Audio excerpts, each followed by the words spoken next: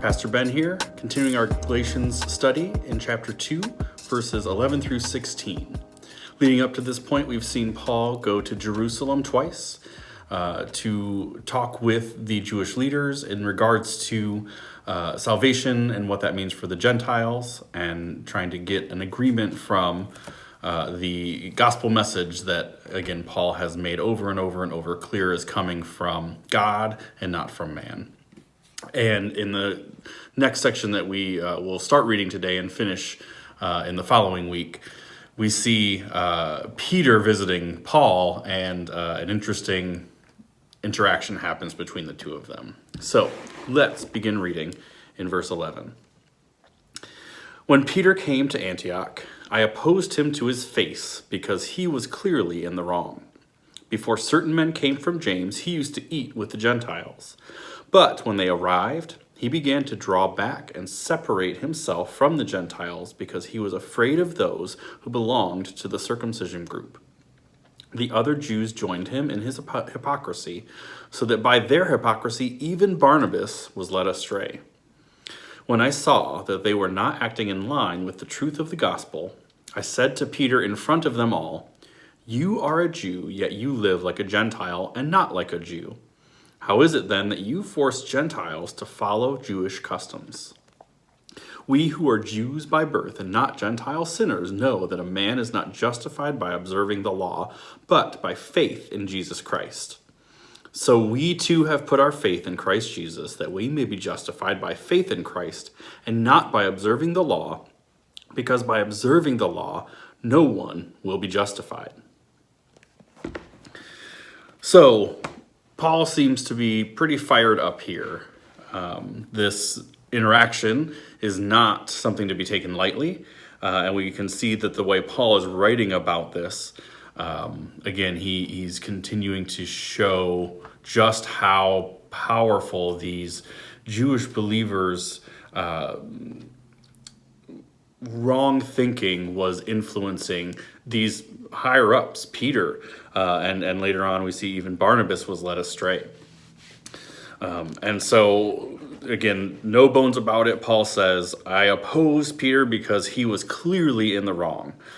And the wrong thing that he's doing is in regards to these Jewish cleanliness rituals with eating. Now, this situation where they are eating in Antioch could have been the Lord's Supper. It could have been a Christian potluck. It's not entirely clear from the text, but regardless, there is, for Paul's perspective, the Antioch believers, both Gentiles and Jews, should be freely sitting together as brothers in Christ. And so when Peter comes into the scene and is there, Paul points out in verse 12 that he used to eat with the Gentiles, but then these certain men arrive, which again, we don't know exactly who they are, except that they came from James, and is likely some of those people that we talked about, these false brothers, these people, the Judaizers who want to discredit the Gentile salvation unless they become Jewish. And whoever they were, in Peter's mind, either important enough or powerful enough or influential enough that he didn't want to get on their wrong side. And so, even though he knows better, he decides to stick with the Jewish tradition, or at least appear that he's sticking with the Jewish tradition in order to not make these people upset. And again, because, and we know this from life experience, a leader, right, is not just a leader by words, but by deeds. And so Peter choosing to separate himself from the Gentiles during these meal times caused other people then to fall away. And then Paul points out even Barnabas was led astray, which is an incredible thought because we know Barnabas has been with Paul from the beginning. We know that he's very highly regarded, and although a Jew, he's been supportive of Paul all the way up to this point. It reminds me a little bit of the scene back in when Moses in the Old Testament is getting the Ten Commandments, and he comes down and he finds Aaron creating an idol for the people And I imagine there's a similar emotional thing of like, what are you thinking? I know that you know better, so why are you letting these people influence you? And it's a good reminder for us that in our places of influence, how are we acting? Not just, again, what we say, but what are we actually doing that's either leading people closer to Christ or leading them further away? It's a convicting thought. This idea of hypocrisy is this idea of acting. So that word comes from this idea of putting on a mask. Because again, Paul's not saying Peter's wrong about everything. He's calling out, you are acting a different way. You are pretending to be something that I know that you are not. And in verse 14 he says, when I saw they were not acting in line with the truth of the gospel, again, pointing back to the gospel. It's not Paul's preference. It's not that, well, this is my home turf and so you should do what I want you to do. No, he's pointing to, this is the gospel message, the salvation that's for everyone, right? The thing that unites us, the thing that reconciles Jew to Gentile, but also all people, both Jews and Gentiles, to God. Right, we're not the Peter and Barnabas and these other Jewish leaders are not acting in line with the truth of the gospel, and so Paul calls them out. I know in my head I always imagine that Paul is sort of shouting. I don't think that that's necessarily in the text, but certainly he's making what we would say he's making a scene. Because he says, I said to Peter in front of them all. It's in direct contrast to the way that he approached the Jewish leaders earlier in chapter 2, where he says, I did it in private, so I didn't make any, big deal about it.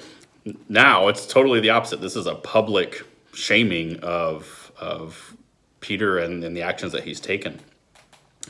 And it starts with a pretty strong, offensive thing, right? He says, you are a Jew, yet you live like a Gentile.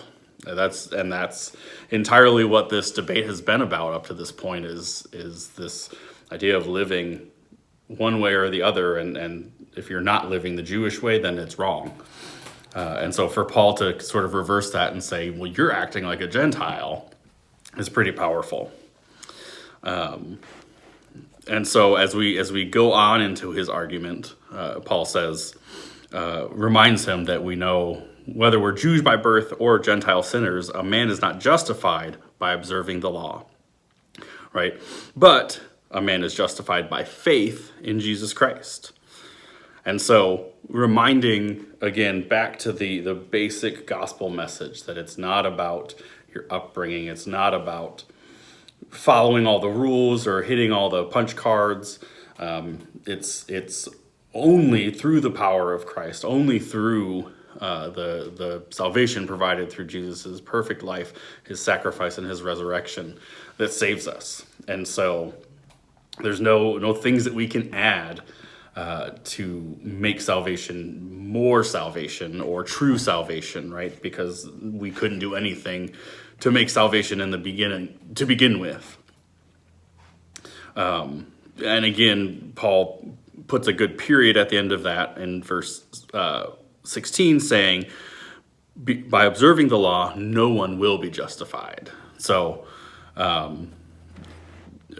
again, we know that the law is powerless. The law is meant to reveal to us our need for God, or reveal to us just how holy God is. And while we may aspire to live a life that honors God through observing the things that he's commanded us to do, we also have to be careful that doesn't become, for us, those places where we think we are justifying ourselves by doing enough good. We could never do enough good. And we'll see in the rest of this argument, this public statement that Paul is saying to Peter, but also saying to the Jewish believers, and also, again, in that audience are these Gentile believers who are being treated poorly in this situation. Paul is sticking up for them, and we'll see that he makes these great arguments about sin and really truly, again, what the law was meant to do for us. But again, he's doing so I think part in passion and part in wanting to, again, even though what he's doing is potentially a divisive thing, what he's really doing is trying to promote peace and unity between the Jewish believers and the Gentile believers. And so we'll see this, again, these strongly worded arguments throughout the rest of this letter. But again, not to chastise or demean necessarily, but to speak the truth in love and to strongly not argue, but present really truly how the gospel is meant to influence the way that these believers need to live, and ultimately also the way that we need to live as well.